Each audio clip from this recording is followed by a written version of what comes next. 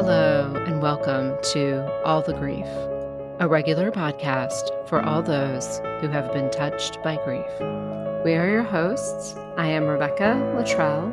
And I'm Andrea Giron-Mathern. We are two friends, a therapist and a social scientist, both highly sensitive fellow grievers, here to share our hearts as we talk about all the grief.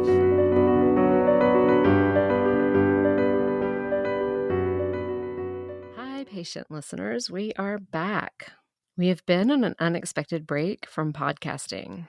Between the back-to-back losses at the end of the year and the holidays, we found we needed to pause and regroup, but we're back here in the new year and we're ready with a lot of great new content. And we're also now on Spotify, so tell your friends.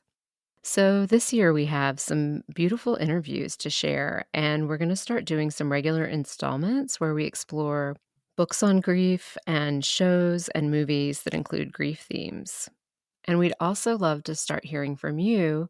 We'd love your help in co-creating this podcast in the coming years. So drop us an email at allthegrief@gmail.com or leave us a message on our Instagram account, allthegriefpod, and let us know what themes you want us to cover or what books or shows have helped you touch into your own grief. We are here because of you, we are here for you, and we want to hear from you. Thank you so much for being here. Welcome to the 2024 season. We appreciate you, and here we are again. Hey, Rebecca. Hey, Andrea. How are you? I'm good. How are you doing this morning? I'm doing well. Yeah. I feel like on the other side of a lot of big grief moments, and I feel like there's a lot of some clarity coming that is surprising and not what I would have expected to have clarity around, or like direction that I wouldn't have necessarily a year ago thought my path would look like.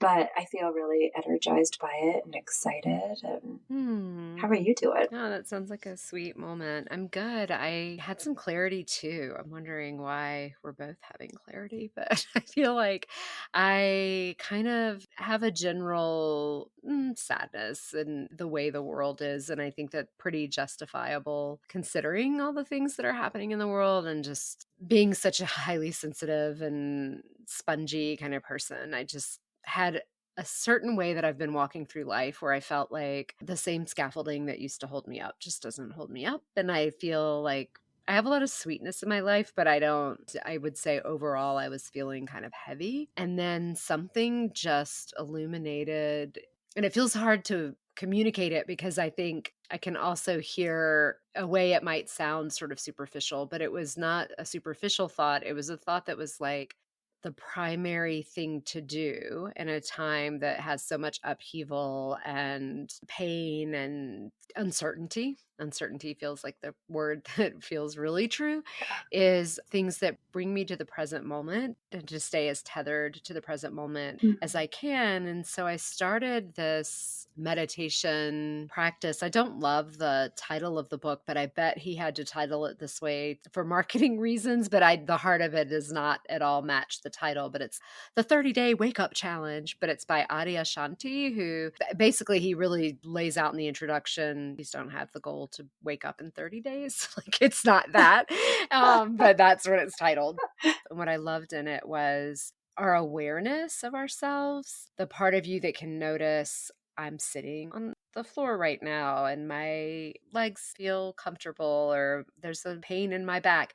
Awareness is the constant that is with us our whole lives. There's all of these things that are constantly in flux in our life, but our awareness is like the part of us that's stable and it's always there and you can always tune into it. And there's something about just doing that for 10 minutes in the morning that's bringing more brightness to my day. It doesn't mean that I'm not having a hard moment or I'm not feeling grief, but like I could be reading a news story and think, oh, I really can feel how sad I feel about that. And that observation of how sad I feel is the awareness part of me. And there's something that makes it easier to hold the sadness when I have the awareness. Does that make sense? And not sound too superficial? Beautiful. Yeah. No. Sometimes when I would talk to friends about doing like community change work, and the idea of changing things on a global level feels so immovable and so impossible at times. And so I remember, like, as we were working with particularly like community organizers, we would talk about change on the small scale within yourself, within your immediate circle, within your neighborhood, in these small ways where you can see the change. So it kind of reminds me of that. It's like when we carry the weight of this global sadness, and it doesn't mean that I don't feel sadness for it or forget about it. It's just to not be overwhelmed and overcome by it, which can be so paralyzing, to think about the smaller sort of atomic level changes of what I do have control over. So I think that's really beautiful. Thank you. Thank you. Yeah. And I do think that's what it helps me do, because when I can observe, okay, I'm reading this article about something happening that I cannot fathom and I can't impact it. And I'm so sad that it's happening. And I have this part of me that's like, yeah, I'm having this really human experience of sadness. It can let me touch into just crying and recognizing, yeah, that it feels like there's a futility and I can't change it, but I can grieve that these things are happening on our planet. And then from that, I become a little bit more mobilized. Maybe it's just, how do I make space for some other people who might need to cry about this, to come together and cry about this thing that we don't know how to impact? And just hoping that that has a ripple effect as we can get more in touch with our sadness around the events that are happening, that maybe there's someone who actually does have impact that's like, and then I actually know what I can do, but they can be mobilized because they let themselves cry. I'm not serving anyone when I'm holding the weight of the world and feeling sad and immobile. I mean, that's not Right. Yeah. I also am curious, like, what shifted like cosmically or universally last week, because that was probably when I started to feel like I had turned a corner, and like not just a corner around the grief. After my grandmother's funeral, me and my family left town, had some time to ourselves in this really like peaceful space, and that helped me a lot just to get away. So I like turned the corner on grief, having had that closure of her funeral, which was the last of the 3 funerals. But then when I came back, I felt like I've had clarity and hope on other things. So I'm just wondering, it would be interesting to know, like, what was that full moon? yes, What was, which planets are shining their light completely? Yeah. So, do you want to dive into today's topic? Let's do it. Today, we're going to talk about performative grief. And so, Andrea, whenever I say performative grief, what does that mean for you? Oh my gosh, it's so interesting because for listeners, you and I came up with this list of things as we were planning out this podcast, and this was one. And I think I really held, to be honest, as we were doing research and preparing for this episode, I went into it with a lot of judgment. I had so much judgment around performative grief and what I believed it was. And in doing a lot of the research and reading different articles and different perspectives, it really changed how I feel about it. So when I was walking into this episode and kind of added it to our list, to me, it was attention seeking. Performative grief was amplifying your personal connection to a loss to gain attention. That's what performative grief was to me. I think that still probably exists on some level. I believe there are people who do that, but I have so much more empathy for those people because I think it stems from a general lack of connection. That need for care and empathy and support stems from a lack of connection with people. So that's one side of it. I think the other side of it that I think is more toxic around it has a lot to do with social media, where I think right now a lot of performative grief, or as we see performative grief, happens. And I think it's actually less tied there to grief and more tied to a social media standing. We place so much value on our social media persona, right? Like how many likes we get, how many shares we get, how many comments we get. And so we know that grief evokes a lot of that online community's reaction, and it's generally like positive support, which gives us that adrenaline rush of like, look how many likes I've gotten, or look how many comments people have. And so I think there is a bit of toxicity around that. And I just think grief happens to be something that catalyzes a generally positive response from people online. Mm-hmm. And so I do think there's some toxicity in it. So I'm kind of back and forth about it. When I Yeah. first, I don't know, where did you land? I feel like I landed in a similar place, and I almost am thinking maybe we start with the really judgy parts of ourselves and how we were Sure. feeling, right? Because I mean, the reality is probably a lot of people might be starting in the place we were in, and I don't think that that's wrong necessarily. There's something that I think sometimes whenever we have a repulsion to a behavior or something that we're seeing, there's some truth we're seeing that we're trying to figure out what doesn't feel good about this to me. Sure. But when we kind of get locked in the I'm right and you suck, then we lose compassion or we lose nuance. And I think that I started out in a place of thinking performative grief is definitely attention seeking, definitely the person who, I mean, maybe it's, I feel like you've seen it in movies, potentially even in Dear Evan Hansen, but where it's like there's Mm, a child that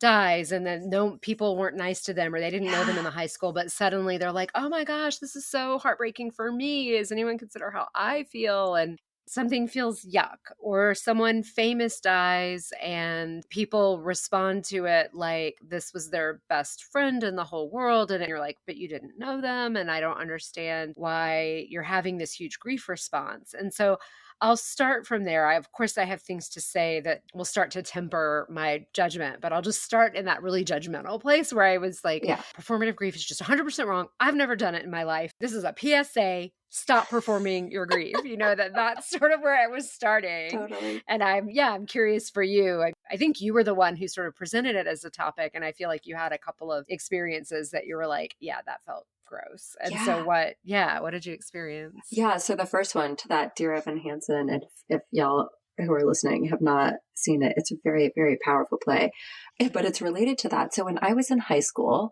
a friend's older brother passed away, and I was like in this weird, I had older friends because I would kind of get put in older classes, and then I graduated early. So it was like the sister I had gone to school with for a very long time, but for most of our life, she was in a grade above me.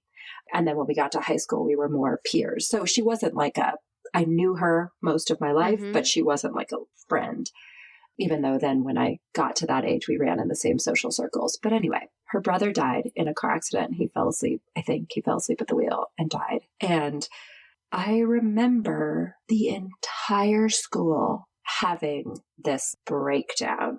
People who were my age-wise peers, who I had been in the same grade as them for much longer, having this just huge emotional reactions, outbursts of crying and like, oh my God, I can't believe he's gone. And I was so confused because I was like, I've literally never even seen you talk to him. Mm-hmm. Where is this coming from? And to watch it unfold.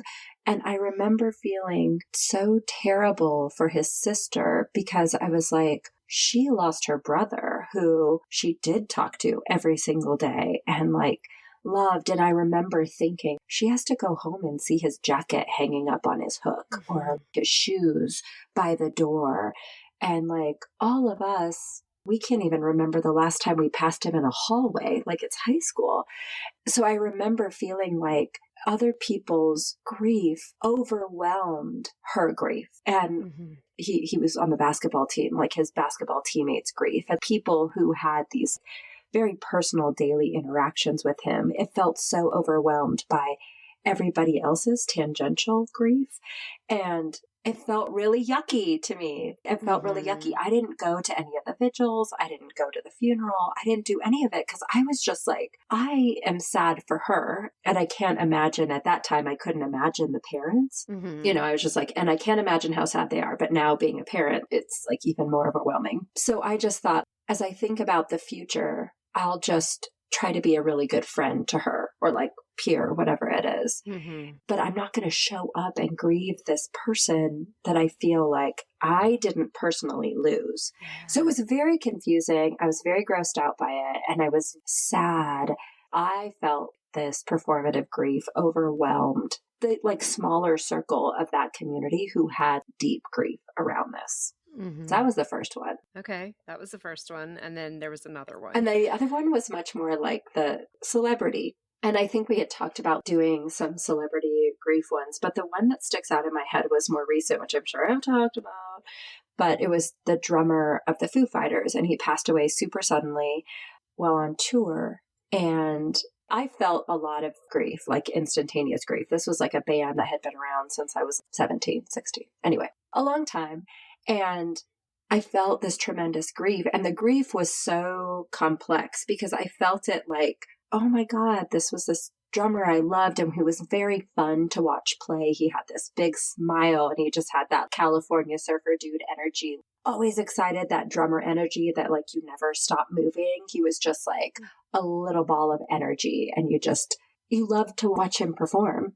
And I was really sad that the last time I could have watched him perform, I didn't go to the concert because it was also this band that's been around forever. And you're like, they'll be like the Rolling Stones. I'll be watching them until they're fucking up there and 80 years old. Mhm. And so it was like, oh, I took that for granted. But then having lost my dad so suddenly, I really was thinking about his kids and his wife Mhm. and his bandmates who spent so much time together. And to lose that, I felt so sad. And so I felt this grief, and it was really nice to connect with other Foo Fighters fans who felt this grief. And I don't spend a lot of time online. The only social media account I have is our All the Grief podcast. But I got on Reddit because I wanted to be able to see what the Foo Fighters were going to do. Like, what is the tribute concert? Mhm. Because I'm going to be there. And so it was my first time being online since after my dad died. And I started to see these posts of people. At first, there were a lot of tributes. You know, it was like, oh, this is what this drummer meant. They got me into drumming or Mhm. whatever it was.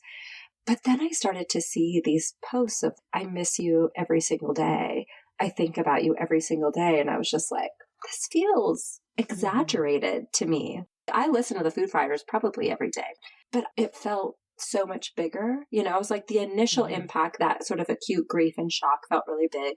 The tribute concerts felt like a really concentrated space to grieve. But then, like the extended sort of posts of I think about you every day, it felt really performative and felt Yeah. attention seeking. And I did feel myself feeling sorry for the people posting. So I was like, what do you need from this?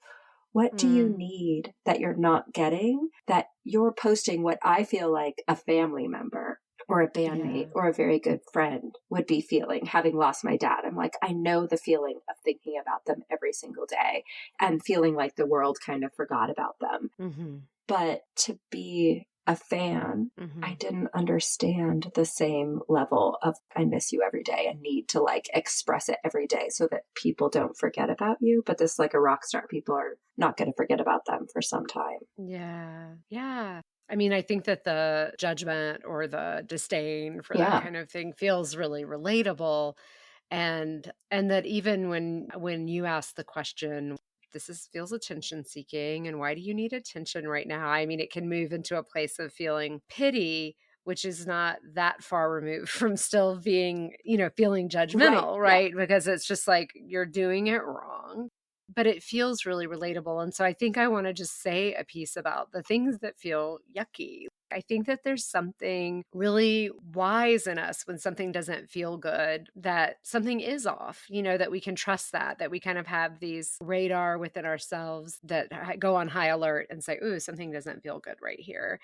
I think then we can kind of go into making someone wrong and then making it so wrong that we might even, I mean, I would lose my own voice if I wanted to post a thing and say, I'm feeling really sad about this in a way that I don't understand, or so, that I'd be like, don't do that because everyone's going to think you're yucky. So that we start monitoring what's okay, what's not okay. And so the goal that I sort of was like, oh, I think I'm landing somewhere different, because I do genuinely think I wanted to start this episode and say, stop doing it. This is what's okay. This is what's not okay. But where I landed was more that we don't actually know what's okay and what's not, and we're all trying in different ways to be in what's okay and what's not. And I think that there are some people who genuinely get really upset about certain celebrities, and maybe that there was some tether that they experienced it like a personal loss, or they had, that they had that experience. I don't know, but I know that even watching, I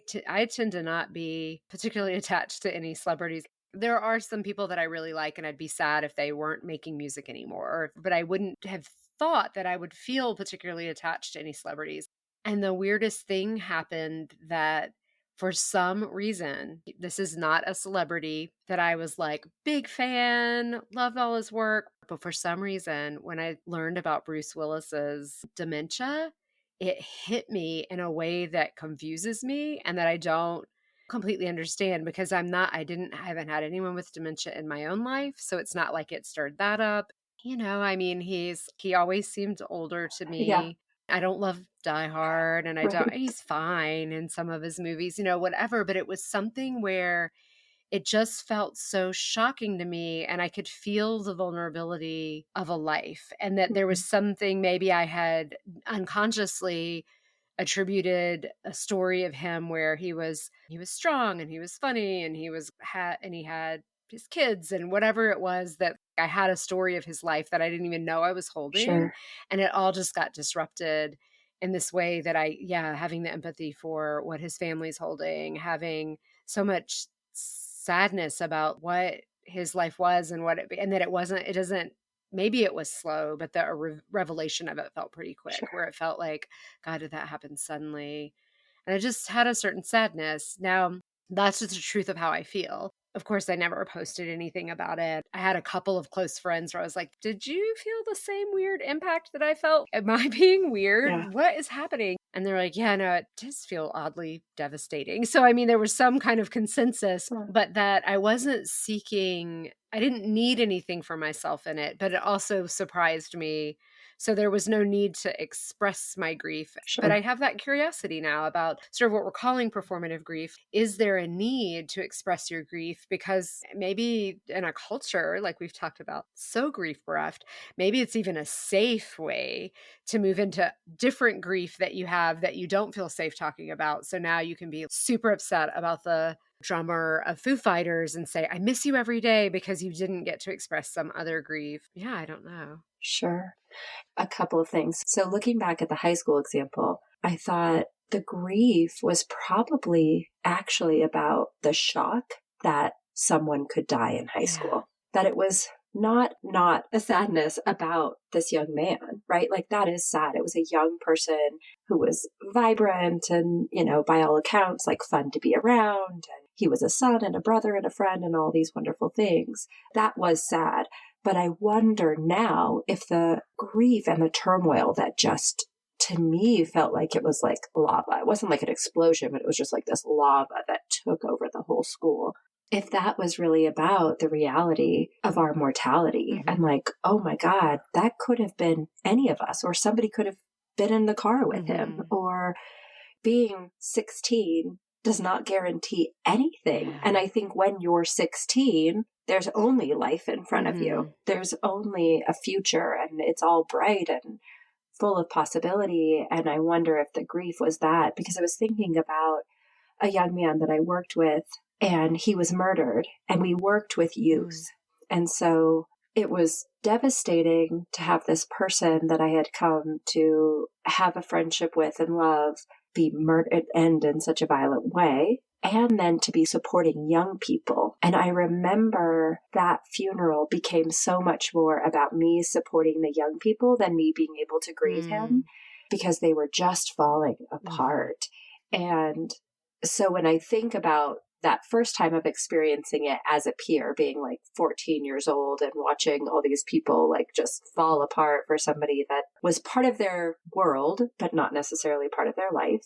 And then watching these young people fall apart was like, oh my gosh, this isn't just losing someone. This is a real reality check around mortality, and that is fucking scary. Yeah, completely. And especially because there's such a denial of our Right. mortality. So I mean, there's grief denial, there's mortality denial. So you're a kid and you're swimming in the ocean of immortality. You really just believe there's so much life in front of me, I'm invincible. And Yeah. then that happens, and you wake up to, oh, it's not just my grandparents that are dying. Right. Young people can be harmed and die. And it's fragility in life.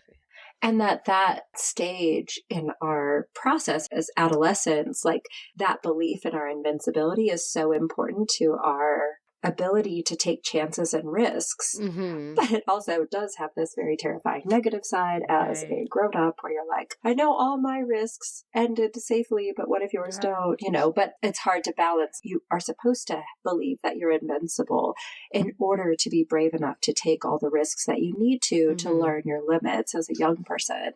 But then to have that reminder happen and it's not true, like you aren't actually invincible. Yeah.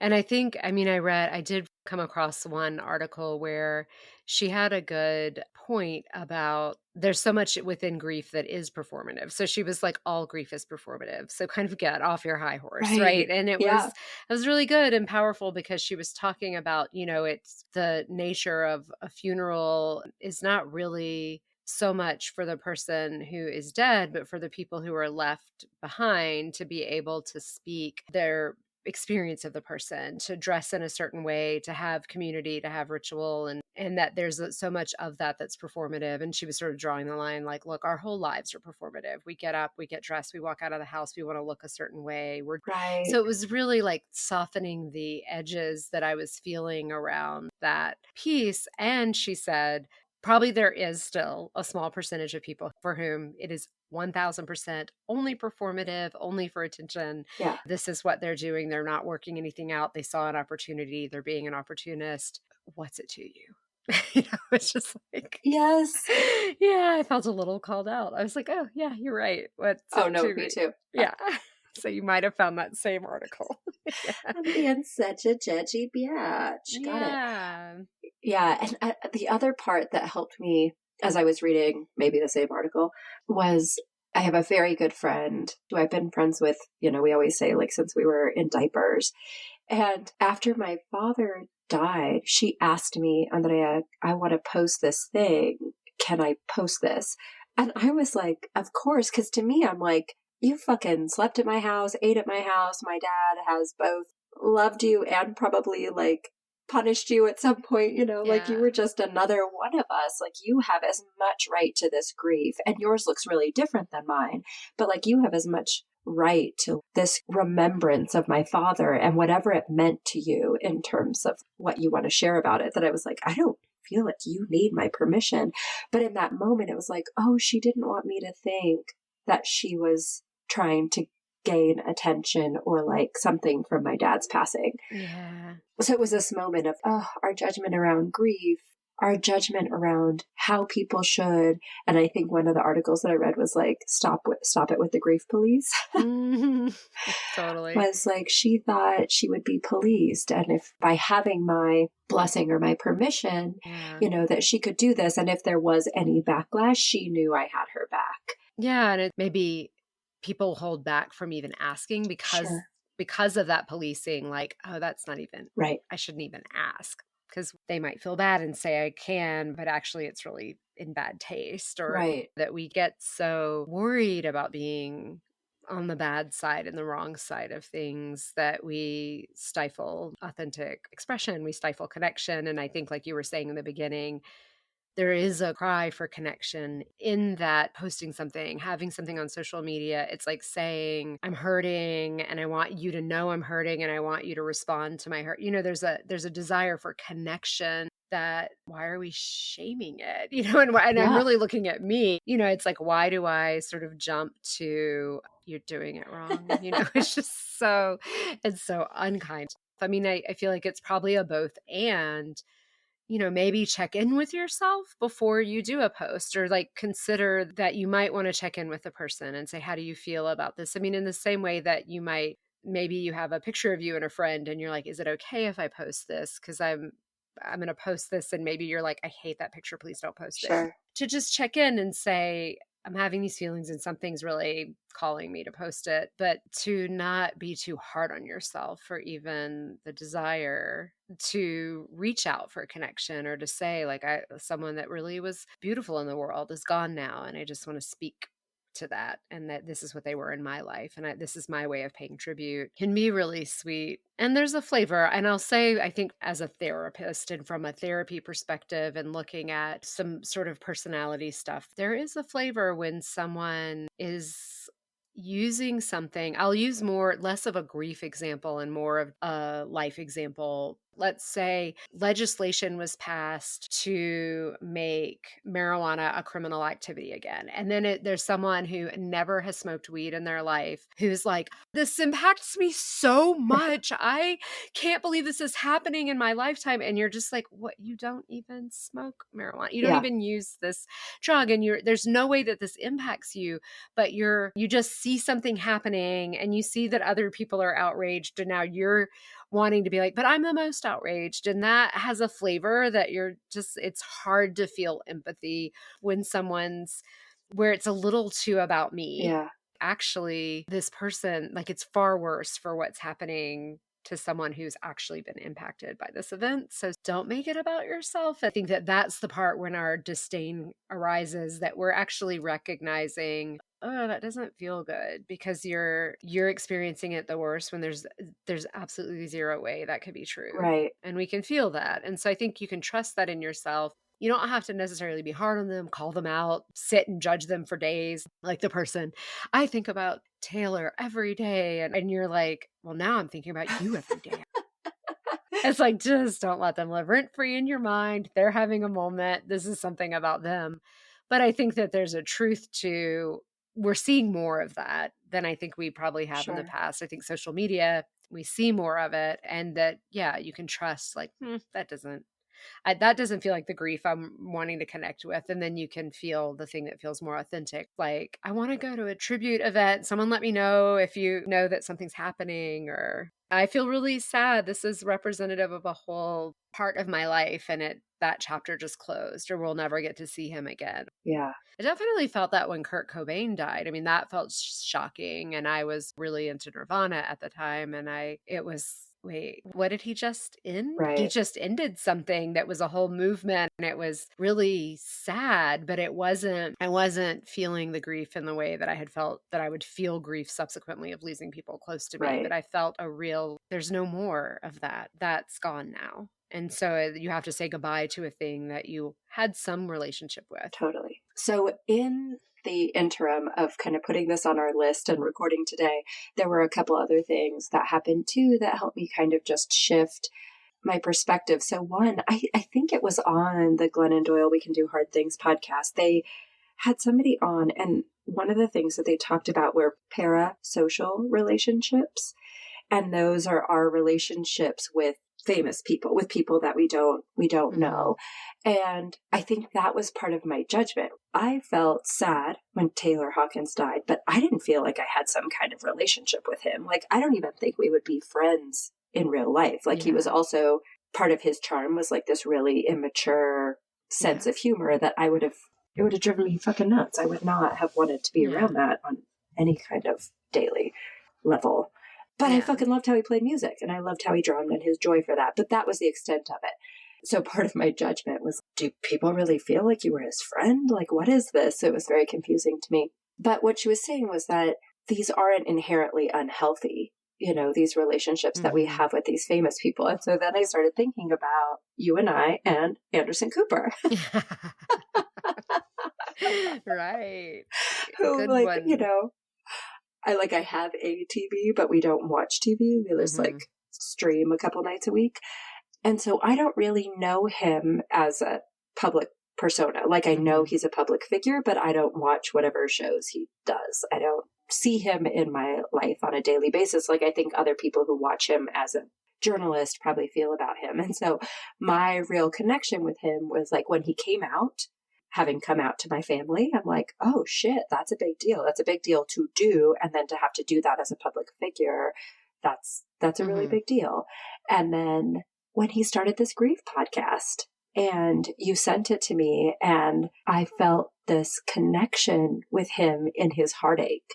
Mhm. And even on this new episode where I think we both talked about this, where I'm like, I feel like communicating with this person. And Mhm. it's a very weird feeling because I'm like, you don't know me. Mhm. I know these like very intimate things about you, Yeah. and I want to connect with you. I want you to know like what you're putting out into the world is helpful and beautiful and vulnerable and Mhm. touching. And I want you to know it's having a positive impact Mhm. on my life, in terms of it helps me connect with like broader humanity. It helps me connect with him. It helps, me connect with my Yeah. own grief. And that's a new weird thing for me to be like, oh my Mhm. God, I think I want to like communicate with this person who has no idea who I am in Right. the world. And it's a very weird feeling. Yes. Let me explain it. No, Yeah.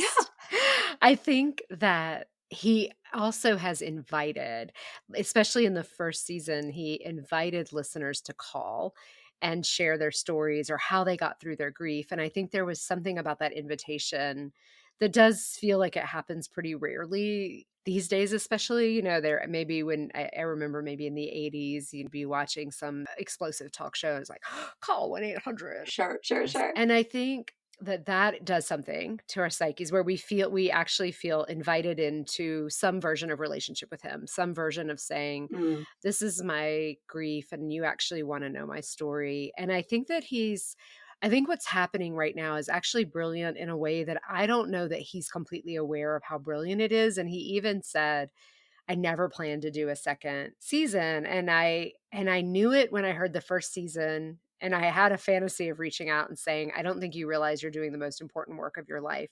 Keep doing it." So oh, if I had left that message, I would be convinced that that's why he was doing the second season, but I didn't leave the message, and I'm sure a lot of people have shared that sentiment. sure. But I think that he's doing something really brilliant, which feels akin to when I have grief groups. It's what is so powerful in the grief group. And so in a grief group, often I'll say, we're not going to crosstalk. We're just going to listen to each person sharing their story. And so people share, this is my grief. This is where it is this week. This might be the events of what happened. And, it's person by person. And so there's really kind of a boundary around saying, oh my God, Andrea, I heard your story and now I feel sad and I'm Yeah. scared about losing my dad or something. Like, it's like, nope, that's not on the table. You're talking about Right. your grief. And so you're not expecting for people to give you empathy in that moment. And you're just listening to each person's grief. And there's something so connecting in hearing each person's grief story Mm, without having to say, can we be friends? And I want to hang out and your grief sounds like my grief. Connection starts to happen. sure. And I think that that's what's happening with Anderson. And now he's playing different people's messages and what they said. Yeah. His request was, tell me how you got through it. But what he's playing is people saying, I lost my son. And they're like crying as they're saying, Yeah. and you just feel like, wow, there's this whole world in our world of grief Mm, that so many of us are in. And he just opened the door for us to start sharing that with each other mm, bigly because he has the reach yeah. that we don't have. So we're doing it. It's sort of where we started the episode talking about the feeling of what can I do on a small scale, but Mm, like he can do it on this big scale and it's important. And so it makes sense to me that we would feel in communion with him, kind of like, you cry and then I cry and stop telling yourself to stop crying, keep crying. And that we're feeling that feeling. I think that makes sense.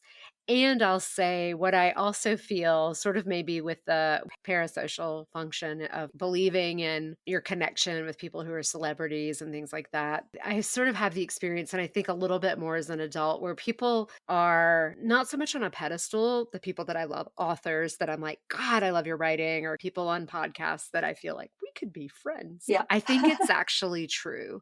I think that there are people that we probably in another setting could Mm, have run into each other, have become friends. And there's something about fame that we start to be weird around people. sure. And like you said, we know them through the filter of what they've shared. Totally. We feel like we know them and they don't know us. And it makes it a really weird dynamic. Yeah.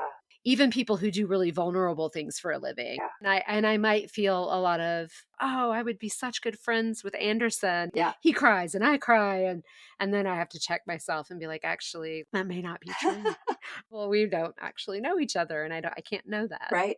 Yeah. Yeah, absolutely. That's so helpful to think about, like, why I feel this way about Anderson. Because I was thinking as I was like making my coffee to get ready for this episode, I was like, but hey, if Anderson died tomorrow, me and Rebecca would be really sad. We would be. We would. I know.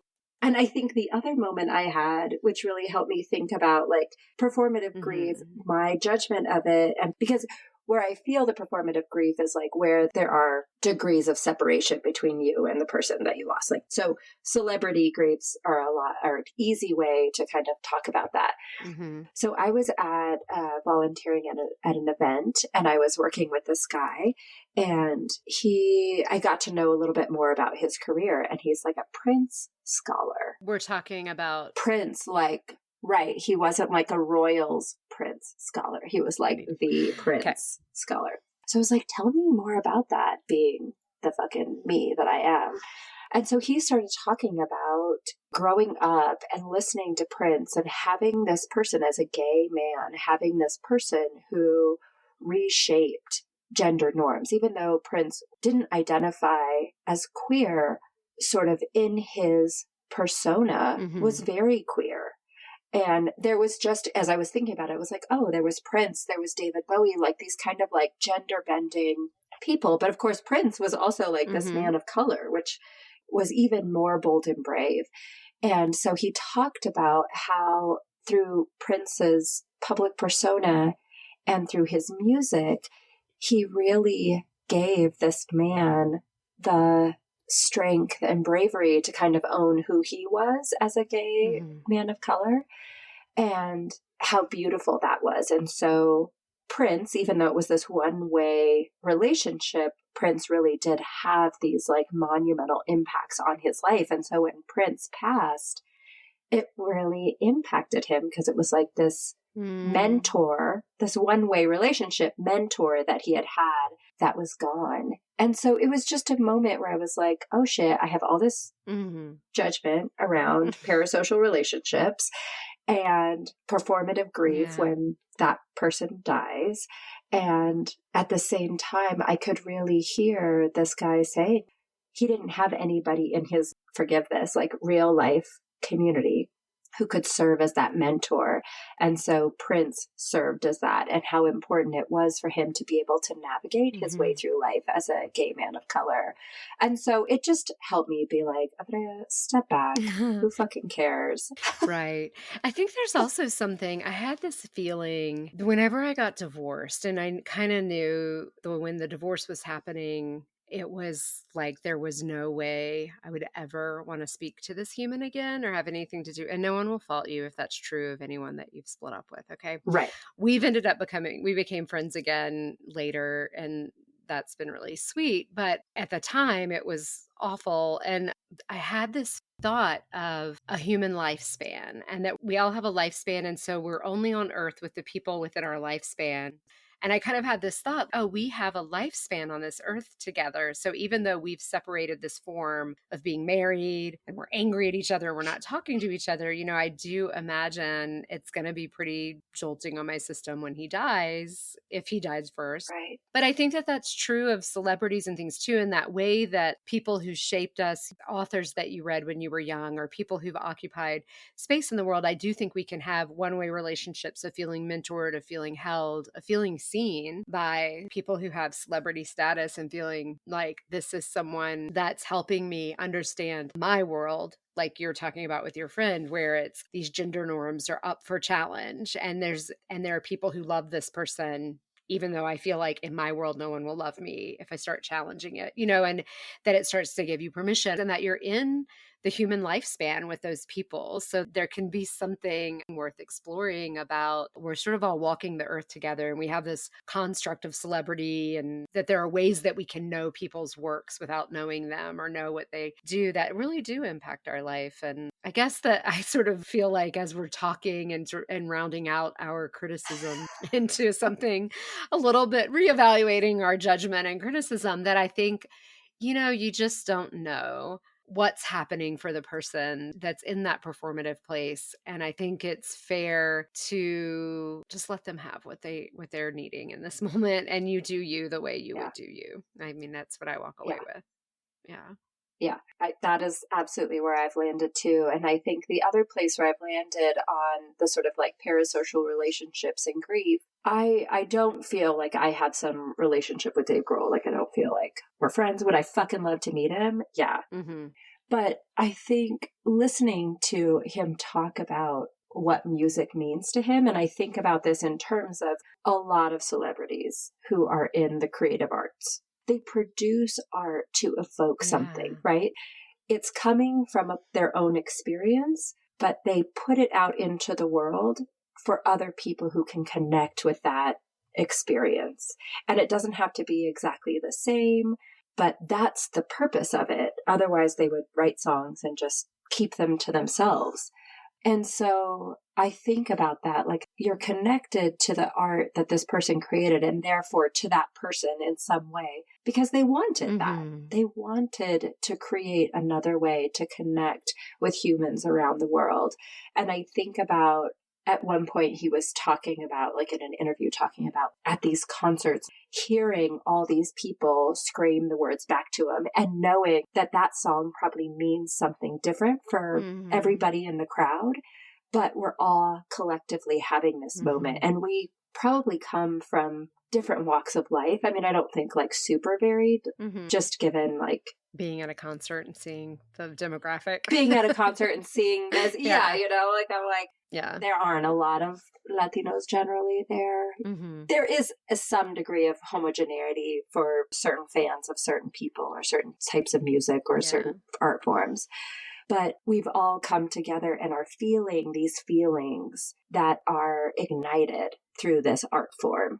And so I enjoy that. Like, I love the feeling of we all are singing this song and like feeling happiness or anger or angst or sadness at the same moment. That's really powerful. And Mm-hmm. that's okay. Yeah, totally.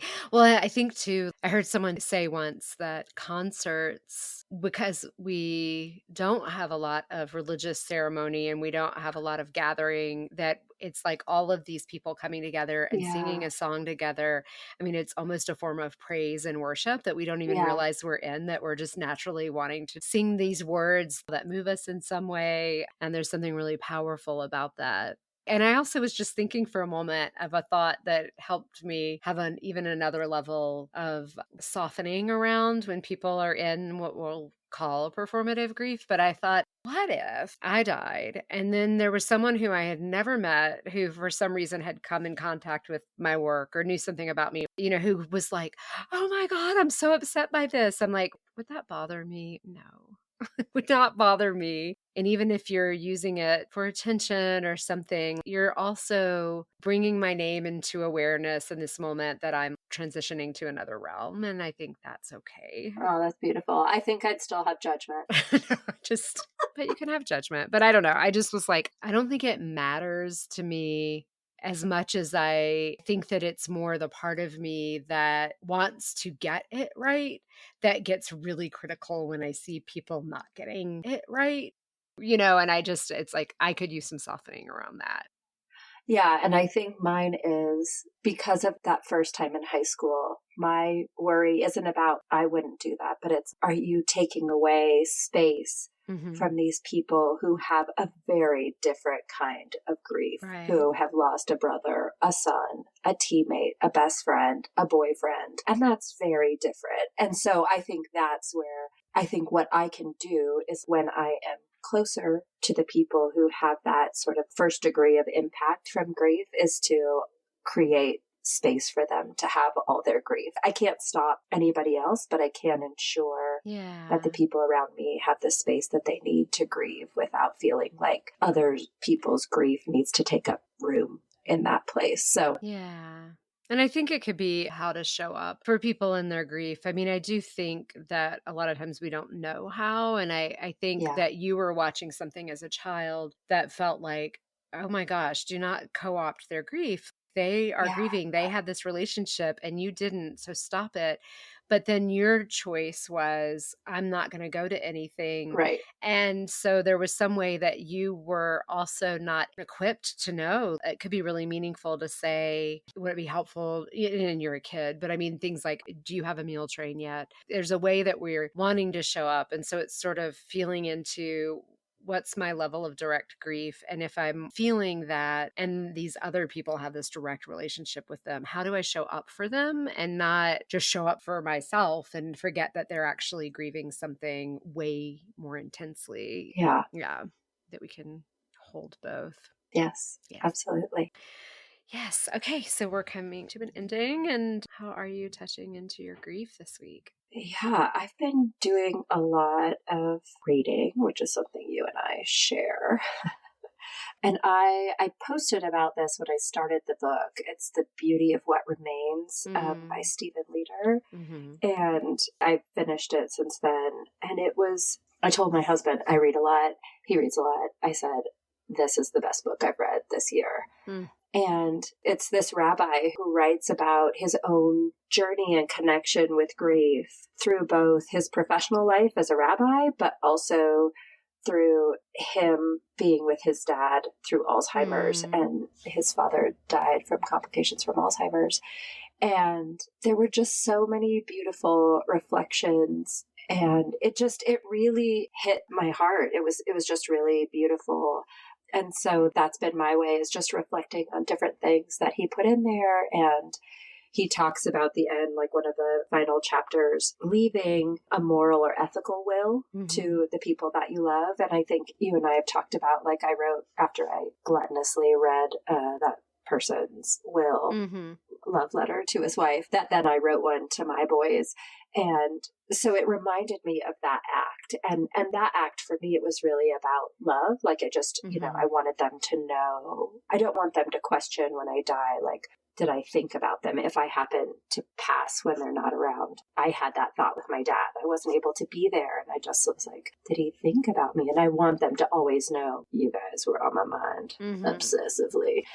But what he talks about is also writing down your values that you hope to pass on to them. Mm-hmm. And so I went back and sort of added to the letter the values that I hope that they carry with them beyond me. And it was just a beautiful practice. And so that was what I've been doing this week. How about you? That does sound beautiful. I have been more busy. It's a busy season in general. And I think so as I'm getting back into how do I do some stillness in the morning and be with what's here and these kind of things, there's a real desire to read more. I usually do read a ton. And you shared that book. Another friend shared a book called The In Between or something. And I know that they're both about grief. And I put them on hold. They're actually available at my library and I'm going to get them. So I feel myself moving towards I'm going to be reading about grief again. Hmm. And I did listen to Anderson Cooper's interview with Frances Weller this week, which Yeah. was fantastic Oh, and reignited my desire. I will soon be launching a group to go through the book, The Wild Edge of Sorrow. But I'm like, I have to reread that book. I just love his writing and I love his view of grief as soul activism. yeah, that's so funny. After that, when I went back and started re-listening to The Wild Edge of Sorrow. Yeah. Yeah. So Yeah. we will post about that group when Rebecca is ready to get it launched. If anybody who's listening wants to be in that book group, we hope you all are finding ways to touch into your grief and connect with others until you hear us again. Love you, Rebecca. Love you. Thank you for listening to this episode of All the Grief. You can find us on Instagram at All the Grief Pod. And please take a moment to rate our podcast and share us with your friends. We'd love to keep expanding our reach to all the people who could benefit from conversations on grief. Take care.